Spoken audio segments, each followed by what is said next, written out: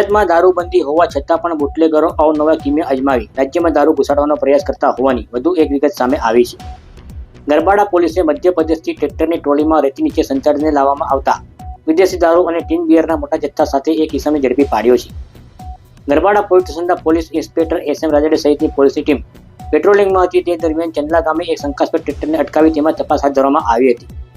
ટ્રેક્ટરની ટ્રોલીમાં ભરેલી રેતી નીચે તપાસ કરતા વિદેશી દારૂ તથા ટીન બિયરનો મોટો જથ્થો મળી આવ્યો હતો. બુટલેગર દ્વારા રેતીની નીચે દારૂ સંતાડીને લાવવાનો કિમિયો અજમાવવામાં આવ્યો હતો, જેથી પોલીસની નજરમાંથી બચી શકાય. પરંતુ સતર્ક પોલીસની ટીમે સમયસર કાર્યવાહી કરી આખી હેરાફેરી નાકામ બનાવી હતી. પોલીસે રૂપિયા 2,28,000ની કિંમતનો વિદેશી દારૂ તથા ટીન બિયરની કુલ 1200 બોટલો તેમજ ટ્રેક્ટર ટ્રોલી તેમજ મોબાઈલ ફોન સહિત કુલ રૂપિયા 6,31,000નો મુદ્દામાલ કબજે કર્યો છે.